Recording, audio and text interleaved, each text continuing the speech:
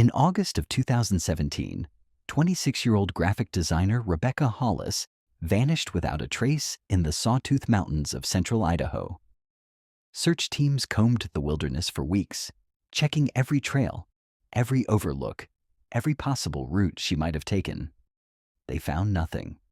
No clothing, no equipment, no signs of struggle.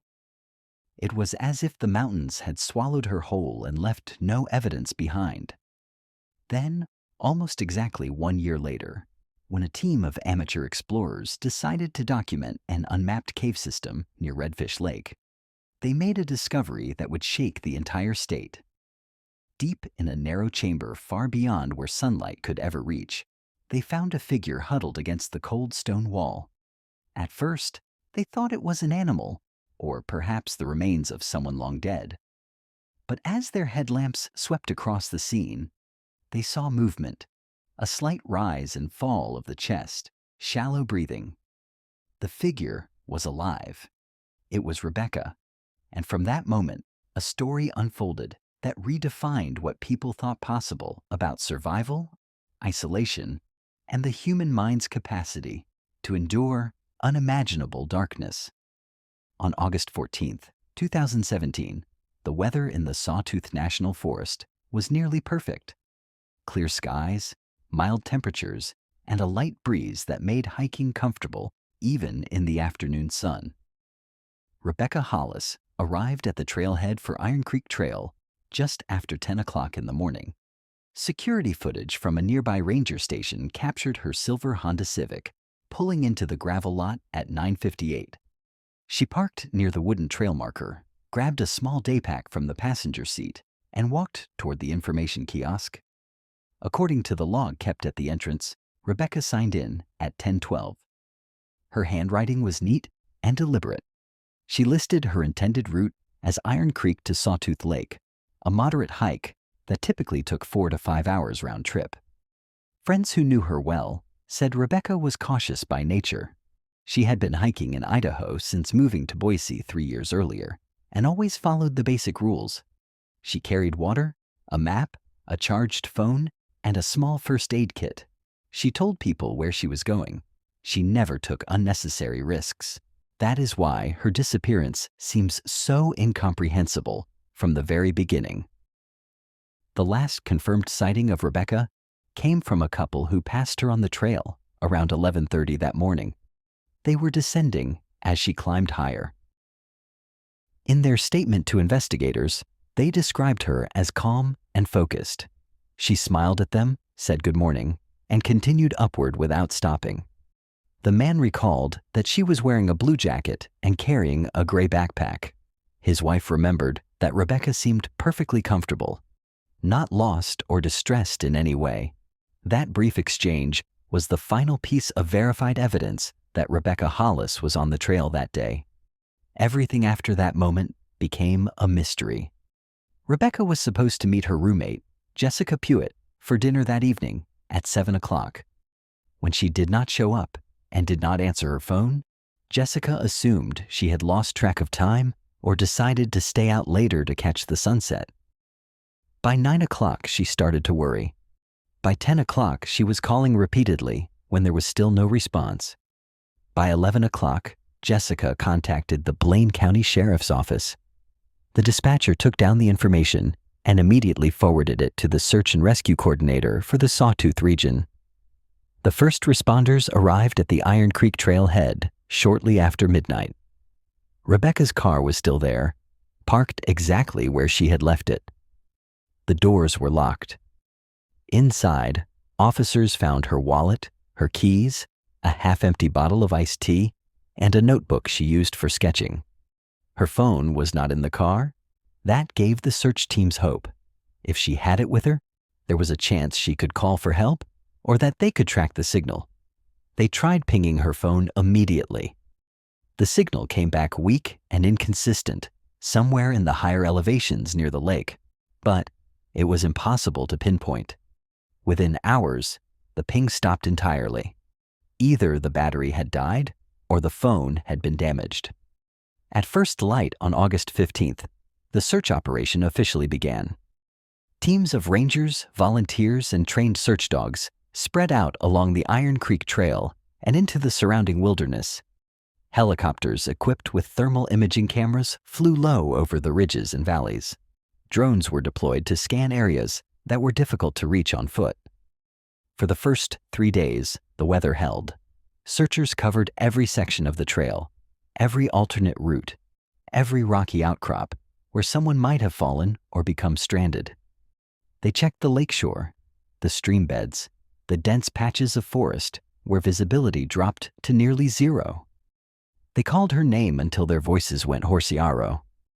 They listened for any sound that might indicate she was nearby, but there was nothing. No response, no sign, not even a footprint that could be definitively linked to her. On the 4th day, the search expanded. Crews moved into more remote areas, places where casual hikers rarely ventured. They rappelled down cliff faces, waded through icy creeks, and checked abandoned campsites left by hunters and fishermen. The dogs picked up faint traces in a few locations, but none of them led anywhere conclusive. Each trail ended in confusion, the scent dispersing into the wind or mixing with those of other hikers. By the end of the first week, more than 200 people had participated in the search. Local news stations ran daily updates. Rebecca's photo appeared on missing person bulletins across the state. Her family flew in from Oregon and joined the volunteers, walking the trails themselves, handing out flyers and pleading with anyone who might have information to come forward. Her father told a reporter that Rebecca was smart and resourceful. If she was injured, she would find a way to signal for help. If she was lost, she would stay put and wait to be found. He could not understand how she could simply vanish in broad daylight on a trail that dozens of people used every week. Investigators reviewed every possibility. They checked her financial records to see if she had planned to leave voluntarily. Nothing unusual appeared. They interviewed her friends, co-workers, and recent acquaintances to rule out foul play. Everyone described Rebecca as stable, happy, and engaged with her life. There were no signs of depression, no conflicts, no reasons to suspect she had walked away on purpose. They even brought in a criminal profiler to assess whether she might have been abducted. The profiler concluded that the location and circumstances made an abduction highly unlikely. The trail was too public, too unpredictable. An opportunistic crime in such a setting would leave evidence, and there was none. After 2 full weeks, the official search was scaled back. The sheriff's department issued a statement explaining that they had exhausted all immediate leads and would transition to a sustained but lower intensity effort. Family members were devastated. Jessica Pwitt later described the announcement as the moment she realized Rebecca might never come home. 4 months afterward, smaller groups continued to search on weekends. Volunteers who had never met Rebecca organized their own hikes into the wilderness, hoping to find something the professionals had missed. Online communities dedicated to missing persons cases analyzed maps, shared theories, and proposed new search grids. But despite all the effort, all the dedication, and all the hope, nothing changed. Rebecca Hollis remained missing. Her case was classified as cold by the end of the year. Detectives kept the file open and periodically reviewed it for new information, but there were no breakthroughs. In public statements, the lead investigator admitted that Rebecca's disappearance was one of the most perplexing he had encountered in his career. There were no mistakes in her planning, no environmental hazards that could explain such a total absence of evidence, and no credible sightings after she left the trailhead. It was as if she had stepped off the edge of the world. Rebecca's family refused to give up. Every few months, they returned to the Sawtooth Mountains and retraced her last known steps. They placed new flyers at trailheads, spoke to rangers, and kept her name in the local news. On the first anniversary of her disappearance, they held a small memorial hike along Iron Creek Trail. About 30 people attended, including some of the original search volunteers. They walked in silence, each carrying a candle, and gathered at the lake to share memories of Rebecca. Her mother spoke briefly, saying that they still believed she was out there somewhere and that they would never stop looking. At that very moment, less than 5 miles away, Rebecca Hollis was still alive. She was deep underground, buried in a darkness so complete that she had long since stopped trying to measure time, and she had no idea that anyone was still searching for her. The discovery happened on August 11th, 2018, almost exactly 1 year after Rebecca disappeared. 3 men from a Boise-based exploration group called Mountain Hollow Adventures had spent the previous weeks researching cave systems in the Sawtooth area that were not widely documented. They were not professional speleologists, but they had experience with underground mapping and a genuine interest in finding passages that had been overlooked by earlier surveys. The leader of the group, a 34-year-old outdoor equipment store manager named Derek Pullman, had found references in old forestry reports to a series of limestone cavities near Redfish Lake that had never been fully explored. The references were vague, dating back to the early 1980s, and most of them mentioned the caves as unstable or unsuitable for public access. That made them exactly the kind of place Derek and his team wanted to document. On the morning of the 11th, Derek, along with his 2 companions, Ian Moss and Trevor Lang, drove to a remote access road about 2 miles west of the main tourist areas around Redfish Lake. They parked their truck in a clearing and hiked for nearly an hour through dense forest and over uneven terrain before reaching the coordinates Derek had marked on his GPS. The entrance to the cave system was barely visible, hidden behind a collapsed section of hillside and overgrown with brush. If they had not been looking specifically for it, they would have walked right past. The opening was narrow, just wide enough for a person to squeeze through if they turned sideways. Derek went in first, followed by Ian, and then Trevor. They carried headlamps, backup flashlights, rope climbing gear, and a handheld camera to document their findings. The initial passage sloped downward at a steep angle, forcing them to brace themselves against the walls to avoid sliding. The air inside was cold and damp, with a faint mineral smell that is common in limestone formations. After about 20 feet, the passage widened into a small chamber with a ceiling low enough that they had to crouch. Derek noted the time and their position in a small notebook he kept for logging their routes. They moved carefully, testing the ground ahead of them for loose rock or sudden drops. Ian, who had some training in geology, pointed out striations in the stone that suggested water had carved these passages over thousands of years. The walls were slick in places, covered with a thin layer of moisture that reflected their lights in strange shifting patterns.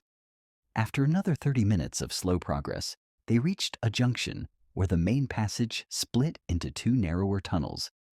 Derek chose the left tunnel because it seemed to slope less steeply. They entered single file, their shoulders brushing against the stone on both sides. The tunnel twisted and turned, descending gradually deeper into the earth. At several points, they had to crawl on their hands and knees through sections where the ceiling dropped to less than 3 feet. Trevor later told investigators that he almost suggested turning back during one of these tight squeezes, but Derek was determined to see where the passage led. Finally, after what felt like an eternity, but was probably only another 15 minutes, the tunnel opened into a larger space. Derek stood up carefully, sweeping his headlamp across the area. The chamber was roughly circular, about 12 feet in diameter, with a ceiling that rose to maybe 7 or 8 feet at its highest point. The floor was uneven, covered in loose gravel and small rocks. The air was noticeably colder here, and there was absolute silence except for the sound of their breathing. It was Ian who first noticed something unusual in the far corner of the chamber. He called out to Derek and pointed his light toward a shape that did not look like natural rock. At first, Derek thought it might be a pile of old camping gear or debris that had washed in during a flood. But as they moved closer, the shape became clearer. Was a person. The figure was sitting upright with its back pressed against the stone wall, knees drawn up to the chest, arms wrapped tightly around the legs. The head was bowed forward, chin resting on the knees. Long hair hung down in tangled, matted clumps, so dirty that its original color was impossible to determine. The clothing was torn and filthy, barely recognizable as fabric. The skin on the visible arms and feet was gray and rough, covered in grime and what looked like old bruises or sores. For a long moment, none of the three men moved. They stood frozen, their lights fixed on the figure, each of them trying to process what they were seeing. Derrick later said that his first thought was that they had stumbled onto a body, someone who had died in the cave years ago and had somehow mummified in the cold, dry air. But then Trevor noticed something that made his stomach turn. The chest was moving. It was barely perceptible, just a slight rise and fall, slow and shallow, but it was there. The person was breathing. Derrick immediately pulled out his radio to call for help, but there was no signal this deep underground. Ian moved a step closer, his voice shaking as he called out softly. He said, "Hello?" Asked if the person could hear him. Tried to get some kind of response. There was nothing at first. No movement, no sound, no acknowledgement. Then, very slowly, the head lifted. The face that turned toward them was almost unrecognizable as human. The eyes were sunken deep into the skull, surrounded by dark hollows. The cheeks were gaunt, the lips cracked and colorless. The expression was blank, empty, as if the person was looking through them rather than at them. Ian asked again if she could hear him, and this time there was a faint flicker in the eyes, a tiny shift that suggested some level of awareness. Derrick told Trevor to stay with her, while he and Ian made their way back to the surface as quickly as possible to get help. Trevor knelt down a few feet away from the figure, keeping his light low so as not to shine it directly in her face. He spoke in a calm, steady voice, telling her that they were going to get her out, that help was coming, that she was going to be okay. He had no idea if she understood him. Her eyes drifted toward him once, then away, focusing on nothing. He could see now that her hands were shaking slightly, and her breathing, though steady, was painfully slow. Derrick and Ian scrambled back through the tunnels, moving faster than was safe, scraping their arms and knees on the rough stone in their hurry to reach the surface. When they finally emerged into daylight, Derrick pulled out his phone and dialed 911. The call was logged at 1:37 in the afternoon. The dispatcher asked for his location, and Derrick gave the coordinates as best he could, explaining that they had found someone alive in a cave and that she appeared to be in critical condition. The dispatcher immediately contacted the Blaine County Sheriff's Office and the local search and rescue team. Within 20 minutes, the first responders were en route. By the time the rescue team arrived at the site, nearly an hour had passed. Derrick and Ian led them to the cave entrance and briefed them on the route inside. The rescue coordinator, a veteran named Phil Granger, made the decision to send in a small team first to assess the situation before attempting any kind of extraction. 2 paramedics and 1 technical rescue specialist entered the cave, moving as quickly as the tight passages would allow. When they reached the chamber where Trevor was waiting, they found him still talking softly to the woman, even though she had not responded once. The lead paramedic, a woman named Andrea Cole, knelt down beside the figure and began a preliminary assessment. She checked for a pulse which was weak, but present. She noted the extreme malnutrition, the dehydration, the hypothermia, and the overall state of physical collapse. Andrea later told investigators that in 15 years of emergency medicine, she had never seen anyone in such a condition who was still alive. The woman did not resist when Andrea gently touched her arm, but she also did not respond. Her eyes remained open, staring at nothing. Andrea spoke to her slowly, explaining that they were there to help and that they were going to move her to a hospital. There was no indication that the words registered. The technical rescue specialist began setting up a system to safely transport the woman out of the cave. They could not use a standard stretcher because of the narrow passages, so they fashioned a rescue sled from lightweight materials they had brought with them. They wrapped the woman in thermal blankets to stabilize her body temperature and carefully lifted her onto the sled. She weighed almost nothing. Andrea estimated later that she could not have been more than 90 pounds. The extraction took more than 2 hours. The team moved inch by inch through the tunnels, pausing frequently to adjust their grip and navigate the tightest sections. At one point, they had to partially disassemble the sled to get it through a particularly narrow bend, then reassemble it on the other side. The woman remained silent and motionless throughout the entire process, her eyes half closed, her breathing barely audible.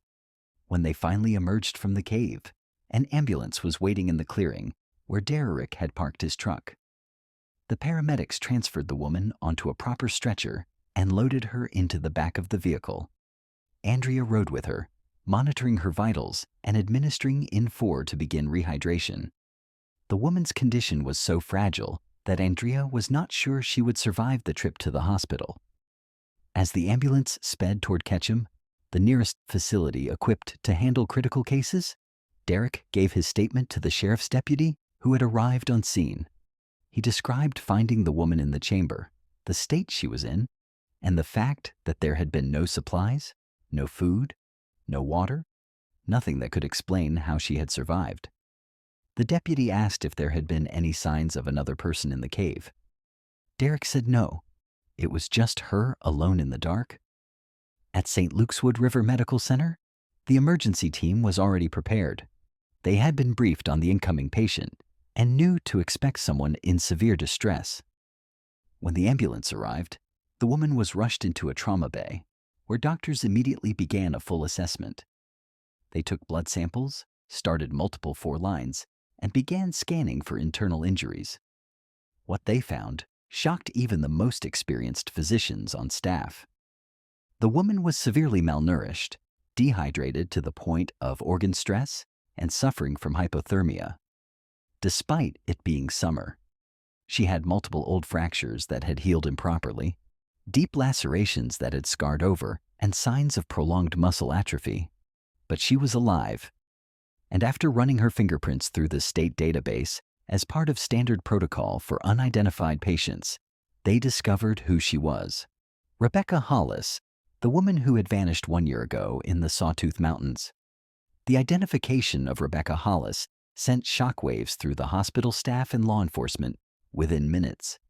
Nurses who had been working her case stopped mid-task when the alert came through the system. The attending physician, Dr. Raymond Keller, immediately contacted the Blaine County Sheriff's Office to inform them that the woman brought in from the cave was not just any missing hiker, but the subject of one of the most extensive and publicized searches in recent Idaho history. Within the hour, detectives were at the hospital requesting access to her medical records and asking for updates on her condition. Rebecca's family was notified shortly after 6 o'clock that evening. Jessica Pruitt received the call first from a victim advocate with the sheriff's department. She was told that Rebecca had been found alive, but was in critical condition and currently receiving emergency care. Jessica broke down on the phone, unable to process what she was hearing. She immediately called Rebecca's parents in Oregon, and they began the drive to Idaho that same night, arriving at the hospital just after midnight. When they were finally allowed to see her, Rebecca's mother later said she almost did not recognize her own daughter. The woman lying in the hospital bed was skeletal, her face hollowed out, her skin pale and stretched tight over bones that seemed too prominent. Her hair had been partially cleaned by the nurses, but it was still matted and uneven. Her eyes were open, but they did not track movement or focus on anything. She stared at the ceiling with the same blank expression the rescuers had seen in the cave. Her mother sat beside the bed and held her hand, speaking softly to her, telling her that she was safe now that they were there, that everything was going to be okay. Rebecca did not respond. There was no flicker of recognition, no squeeze of the hand, nothing to indicate she understood or even heard the words. Dr. Keller briefed the family privately in a consultation room down the hall. He explained that Rebecca was suffering from extreme physical trauma related to prolonged starvation, dehydration, and exposure. Her body had been operating in survival mode for an extended period, burning through muscle tissue and depleting essential nutrients. Her kidneys were functioning, but at reduced capacity. Her heart rate was irregular. She had lost nearly 40 pounds from her already lean frame. He also explained that her mental state was a serious concern.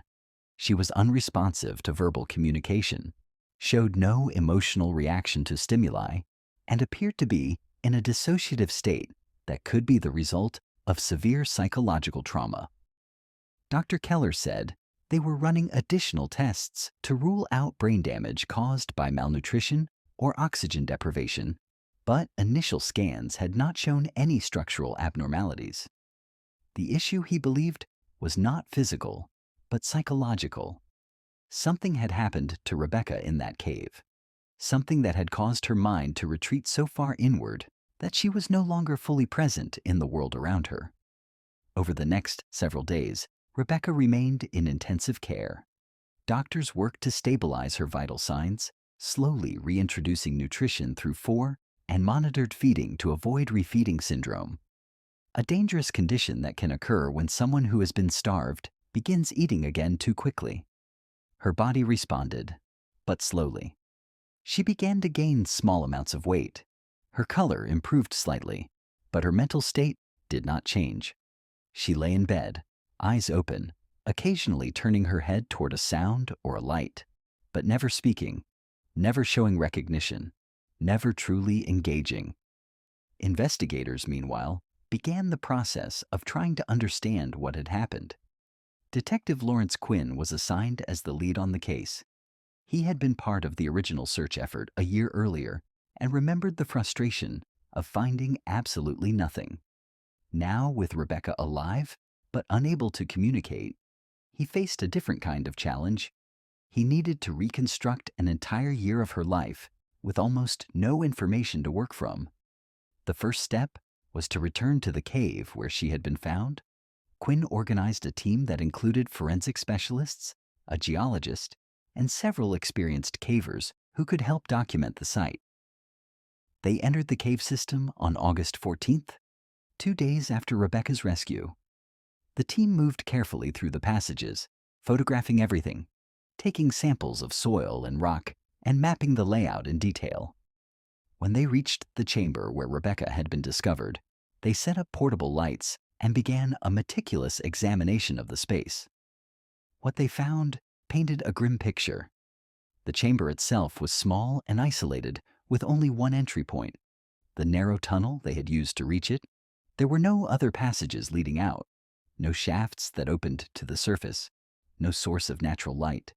It was a dead end, a stone pocket buried deep in the mountain.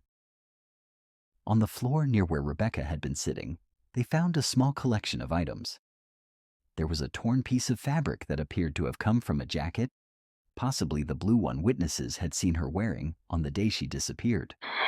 There were also several small piles of what looked like chewed plant roots, dry and brittle, scattered near the wall. A forensic botanist later identified them as wild tubers that grow in the forests above ground, the kind that animals sometimes dig up and store. How they had ended up in the cave was unclear. Against one wall, investigators found a crude arrangement of stones that seemed to have been placed deliberately to form a shallow basin. The stones were damp, and there were mineral deposits around the edges that suggested water had collected there over time. A geologist on the team explained that groundwater often seeps through limestone and drips from the ceiling in these types of caves. If Rebecca had figured out how to collect that water, it might explain how she had stayed hydrated enough to survive. But it raised more questions than it answered. How had she known to do that? How had she found the materials in complete darkness? And most disturbingly, how had she ended up in this specific chamber in the first place?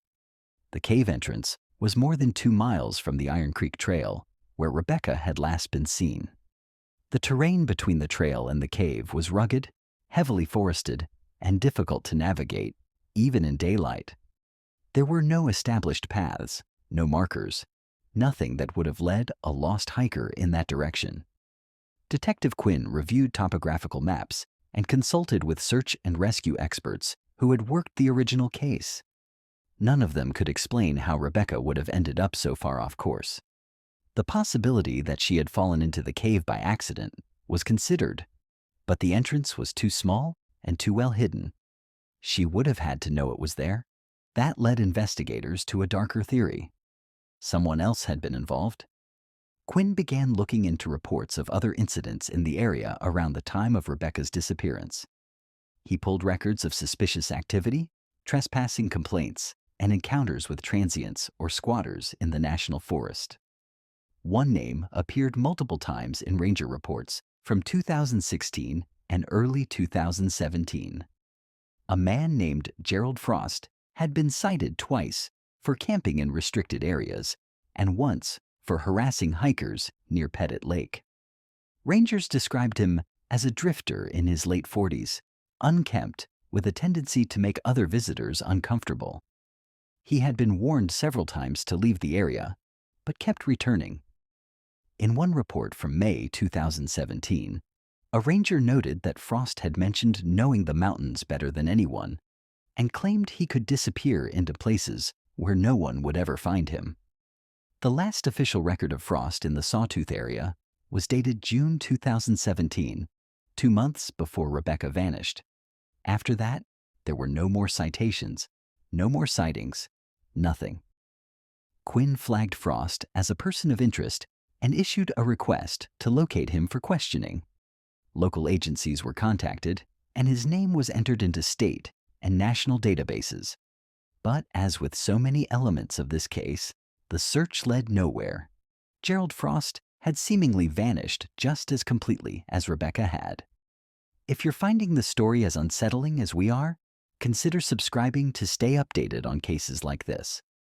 These are real events that show just how mysterious and dangerous the wilderness can truly be. Hit that subscribe button and turn on notifications so you don't miss what happens next. Back at the hospital, doctors made the decision to bring in a specialist in trauma and dissociative disorders. Dr. Naomi Fletcher arrived from Boise on August 18th and began working with Rebecca using techniques designed for patients who had experienced extreme psychological stress. She sat with Rebecca for hours each day, speaking in a calm and steady voice, asking simple questions, trying to establish any thread of connection. For the first week, there was no response. Rebecca remained locked inside herself, her eyes open but unseeing, her body present, but her mind somewhere far away. Then, on the morning of August 26th, something changed. A nurse had come in to adjust Rebecca's for and accidentally knocked a metal tray off the bedside table. The clatter was sharp and sudden. Rebecca flinched. It was a small movement, just a twitch of her shoulders and a quick turn of her head toward the sound. But it was the first voluntary reaction she had shown since being found. Dr. Fletcher was called immediately. She came into the room and sat down beside the bed, speaking Rebecca's name softly. For the first time, Rebecca's eyes moved toward the sound of the voice. They did not focus completely, but there was a flicker of awareness that had not been there before. Over the next several days, Rebecca began to emerge slowly and in fragments. She started responding to simple commands. When asked to squeeze a hand, she did weakly. When asked to blink, she complied. Her eyes began to track movement across the room. She still did not speak, but Dr. Fletcher noted that her level of consciousness was improving. By early September, Rebecca was able to sit up with assistance. She began drinking water on her own and eating small amounts of soft food. Her physical recovery was progressing faster than her mental one, but both were moving in the right direction. And then on September 9th, nearly a month after she had been found, Rebecca spoke. It was just one word whispered so quietly that the nurse almost missed it. The nurse had been adjusting her pillow when Rebecca's lips moved. The nurse leaned in closer and asked her to repeat it.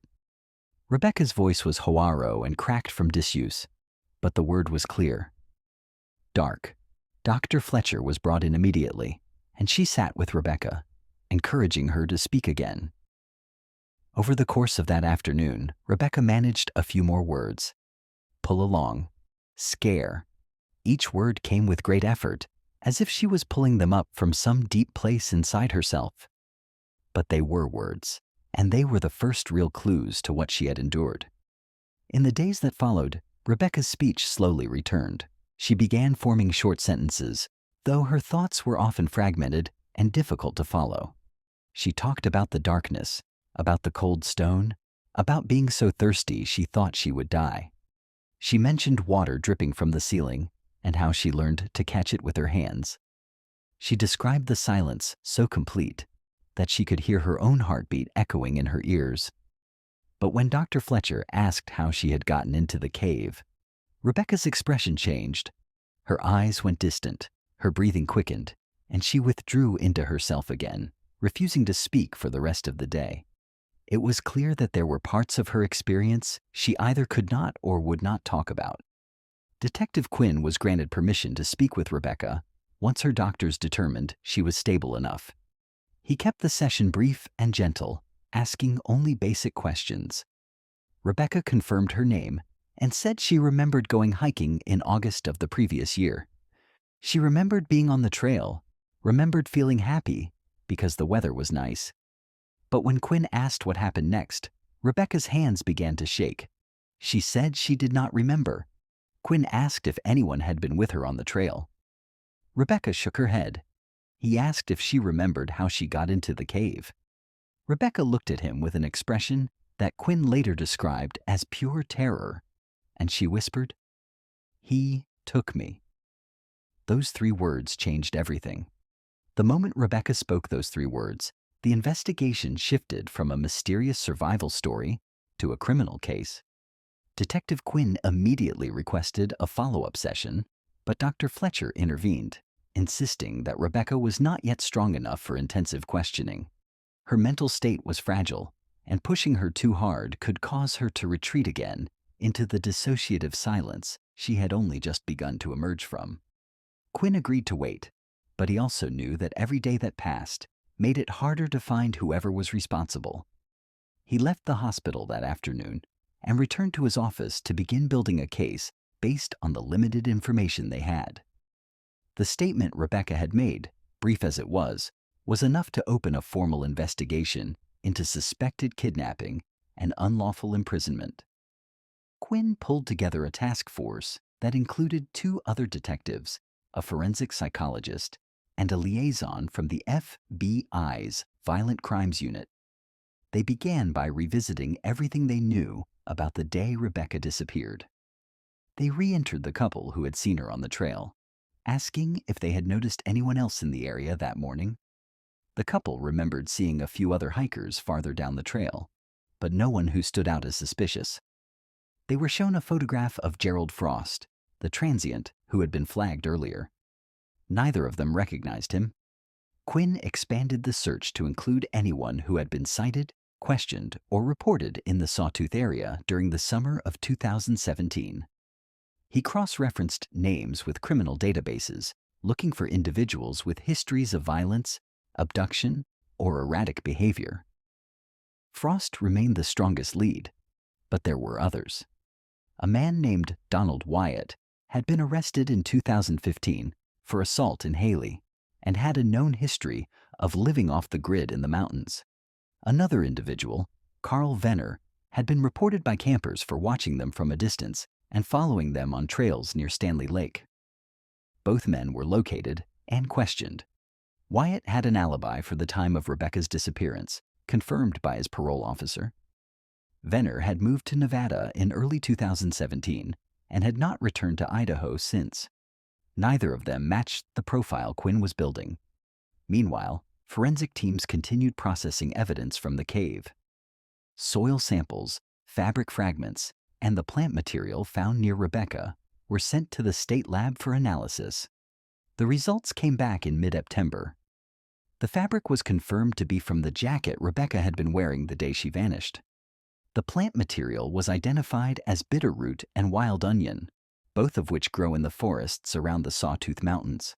More significantly, the lab found trace DNA on one of the fabric samples that did not belong to Rebecca.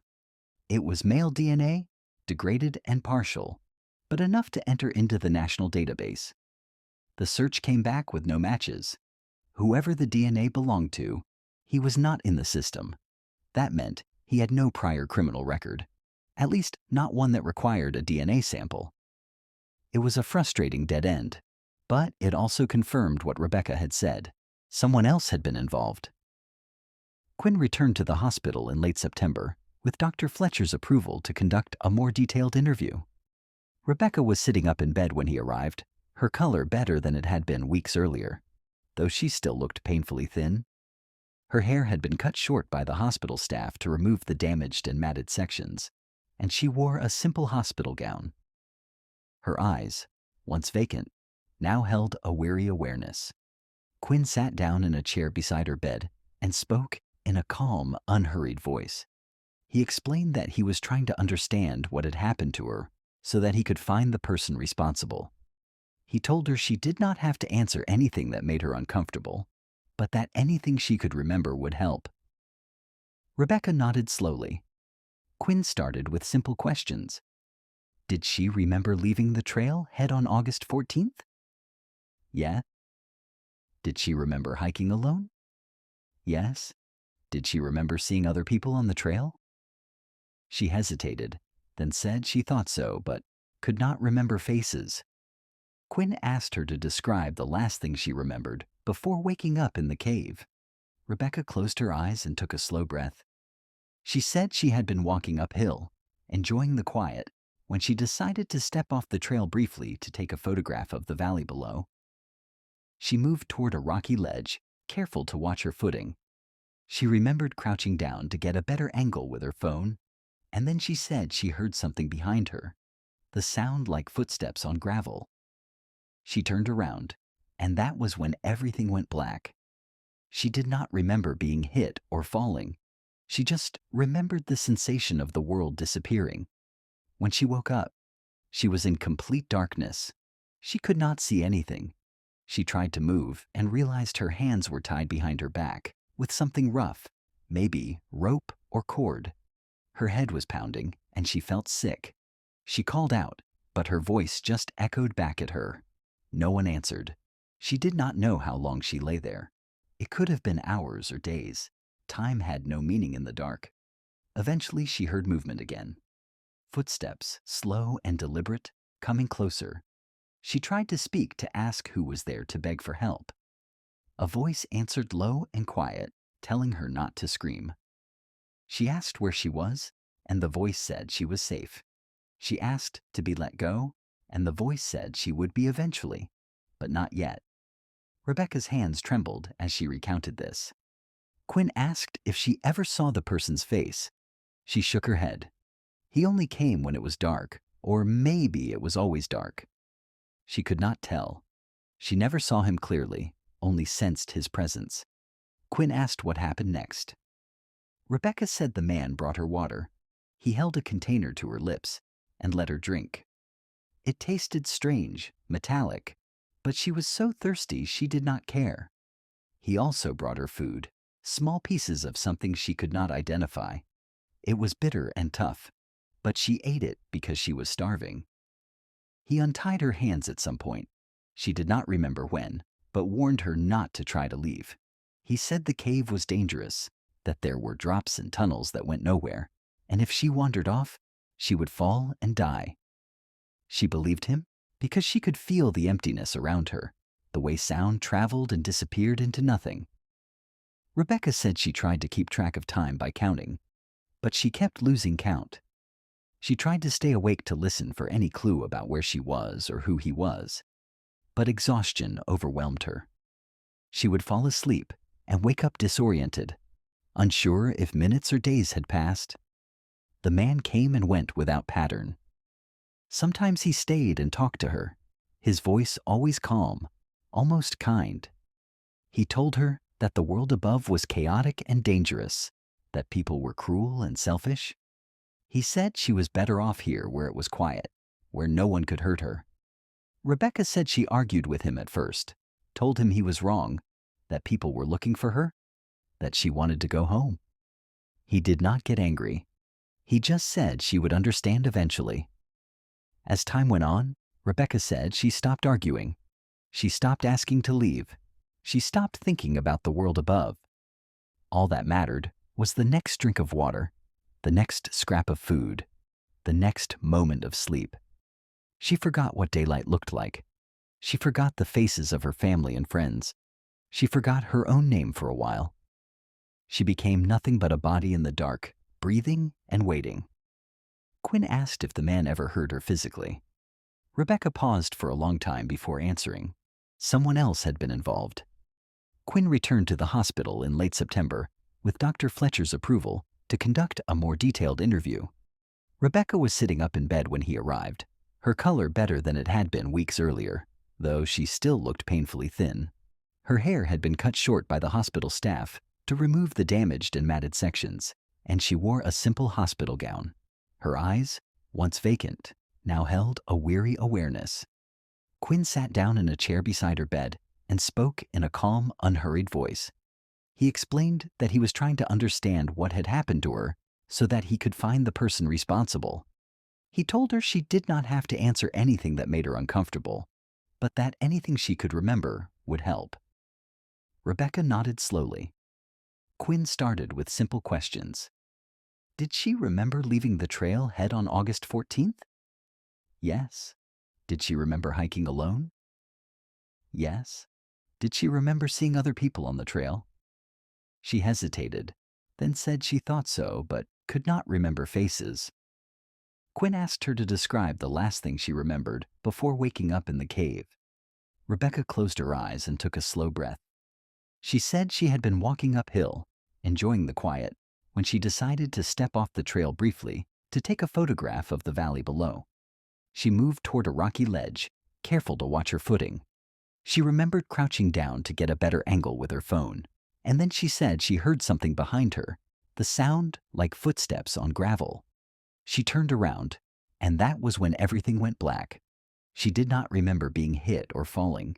She just remembered the sensation of the world disappearing. When she woke up, she was in complete darkness. She could not see anything. She tried to move and realized her hands were tied behind her back with something rough, maybe rope or cord. Her head was pounding and she felt sick. She called out, but her voice just echoed back at her. No one answered. She did not know how long she lay there. It could have been hours or days. Time had no meaning in the dark. Eventually, she heard movement again. Footsteps, slow and deliberate, coming closer. She tried to speak, to ask who was there to beg for help. A voice answered low and quiet, telling her not to scream. She asked where she was, and the voice said she was safe. She asked to be let go, and the voice said she would be eventually, but not yet. Rebecca's hands trembled as she recounted this. Quinn asked if she ever saw the person's face. She shook her head. He only came when it was dark, or maybe it was always dark. She could not tell. She never saw him clearly, only sensed his presence. Quinn asked what happened next. Rebecca said the man brought her water. He held a container to her lips and let her drink. It tasted strange, metallic, but she was so thirsty she did not care. He also brought her food, small pieces of something she could not identify. It was bitter and tough, but she ate it because she was starving. He untied her hands at some point. She did not remember when, but warned her not to try to leave. He said the cave was dangerous, that there were drops and tunnels that went nowhere, and if she wandered off, she would fall and die. She believed him because she could feel the emptiness around her, the way sound traveled and disappeared into nothing. Rebecca said she tried to keep track of time by counting, but she kept losing count. She tried to stay awake to listen for any clue about where she was or who he was, but exhaustion overwhelmed her. She would fall asleep and wake up disoriented, unsure if minutes or days had passed. The man came and went without pattern. Sometimes he stayed and talked to her, his voice always calm, almost kind. He told her that the world above was chaotic and dangerous, that people were cruel and selfish. He said she was better off here where it was quiet, where no one could hurt her. Rebecca said she argued with him at first, told him he was wrong, that people were looking for her, that she wanted to go home. He did not get angry. He just said she would understand eventually. As time went on, Rebecca said she stopped arguing. She stopped asking to leave. She stopped thinking about the world above. All that mattered was the next drink of water, the next scrap of food, the next moment of sleep. She forgot what daylight looked like. She forgot the faces of her family and friends. She forgot her own name for a while. She became nothing but a body in the dark, breathing and waiting. Quinn asked if the man ever hurt her physically. Rebecca paused for a long time before answering. Quinn believed that understanding that purpose was the key to finding the man responsible. He returned to the cave one more time in early October, this time alone, wanting to see the space without the noise of a full investigative team. He descended through the narrow passages with only a headlamp and a notebook, retracing the route the rescuers had taken. When he reached the chamber where Rebecca had been found, he sat down on the cold stone floor and tried to imagine what it had been like for her. The silence was absolute. No wind, no birds, no distant hum of civilization. Just the faint drip of water somewhere in the dark and the sound of his own breathing. He understood then, in a way he had not before, how a person could lose themselves in a place like this, how time could dissolve, how the mind could fracture under the weight of so much nothing. He also understood how someone could use that emptiness as a weapon. Quinn stood up and examined the chamber again, this time looking for anything the forensic team might have missed. He noticed scratch marks on the wall near where Rebecca had been sitting, faint lines carved into the limestone. They were deliberate, grouped in sets of 5, the way prisoners in old stories marked the days. He counted them. There were over 200 marks. That meant Rebecca had tried, at least for a while, to keep track of time. But the marks stopped abruptly, about halfway down the wall, as if she had given up or forgotten why she was counting. Quinn took photographs and added them to the case file. Back at his office, he compiled everything they knew about Gerald Frost. Frost was 48 years old, originally from Boise, with a history of odd jobs and transient living. He had worked as a landscaper, a construction laborer, and briefly as a park maintenance worker before being let go for unspecified behavioral issues. He had no violent criminal record, but he had been flagged multiple times for trespassing and disturbing the peace. People who had encountered him described him as quiet, intense, and unsettling. One former coworker said Frost talked constantly about self-sufficiency and living off the land. He believed modern society was a trap and that most people were too weak to survive without it. He had once told the coworker that he could live underground for months if he had to, that he had done it before and would do it again. Quinn cross-referenced that statement with reports of missing persons in Idaho over the past decade. He found 3 cases that shared similarities with Rebecca's disappearance. In 2011, a 23-year-old woman named Amy Callahan vanished while hiking near craters of the Moon National Monument. She was never found. In 2014, a 30-year-old man named Justin Alder disappeared during a solo camping trip in the Bitterroot Range, also never found. And in 2016, a 27-year-old woman named Vanessa Bright went missing after leaving her car at a trailhead near Sun Valley.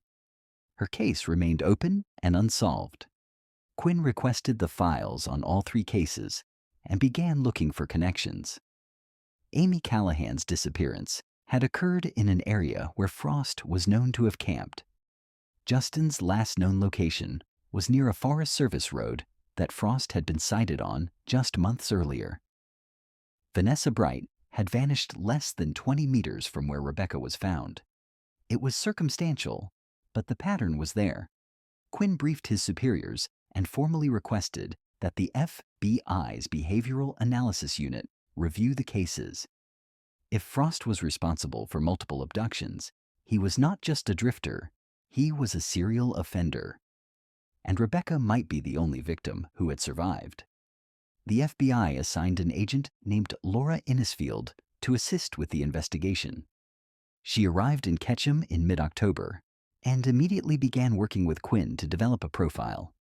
Based on Rebecca's account and the evidence from the cave, Innisfield concluded that the offender was highly organized, patient, and motivated by a need for control rather than sexual gratification.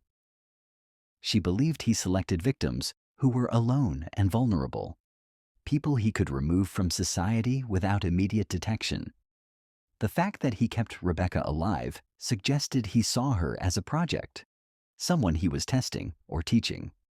Innisfield theorized that he might have released previous victims after shorter periods, or that Rebecca had been an experiment in endurance. Either way, she said he would not stop unless he was caught or killed.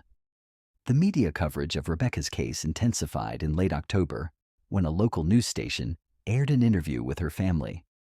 Her mother spoke tearfully about the year they had spent not knowing if Rebecca was alive or dead, and about the relief and heartbreak of having her back, but seeing how much she had suffered. The story was picked up by national outlets, and within days, Rebecca's face was on television screens across the country. The increased attention brought in a flood of new tips. People reported seeing men who looked like Gerald Frost in campgrounds, truck stops, and rural areas throughout the Northwest. Each tip was investigated, but none led to a confirmed sighting. Then, on November 3rd, a hiker in the Salmon Chalice National Forest found something that changed the trajectory of the investigation.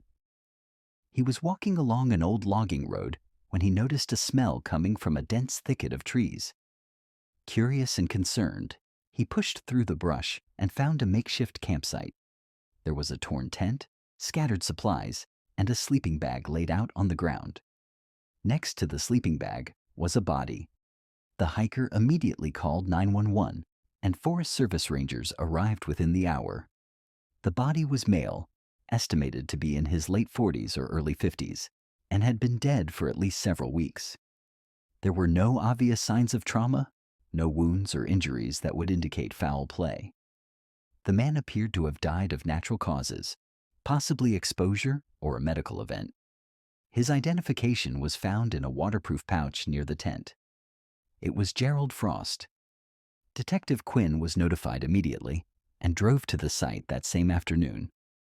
He stood over the body, looking down at the man he had been hunting for months, and felt a complicated mix of relief and frustration. Relief that Frost could not hurt anyone else. Frustration that he would never face trial, never be forced to answer for what he had done. The medical examiner conducted an autopsy and determined that Frost had died of a heart attack, likely brought on by physical stress and poor health. Toxicology results showed no drugs or alcohol in his system. He had simply collapsed and died alone in the woods, the same woods he had used to hide from the world. Among his belongings, investigators found items that directly linked him to Rebecca. There was a small notebook containing entries written in Frost's handwriting. The entries described his philosophy of isolation, his belief that people needed to be stripped of their distractions and comforts to understand their true nature. He wrote about a woman he called the student, describing how he had taken her from the trail and brought her to a place where she could learn what it meant to exist without dependency. He wrote that she had resisted at first, but eventually surrendered, proving his theory that anyone could adapt to the void if they had no other choice. He also wrote about his failing health, noting that his chest hurt frequently and that he was growing weaker. In one of the final entries dated late August, he wrote that he had decided to leave the student in the chamber because he knew he would not be able to care for her much longer. He wrote that she had already learned enough and that whether she survived or not was no longer his concern. It was a cold, detached admission that made Quinn's stomach turn. The notebook was entered into evidence, and its contents were shared with Rebecca's legal team and therapist. Dr. Fletcher made the decision not to show it to Rebecca directly, at least not yet, but she did tell her that the man who had taken her was dead and that she was safe.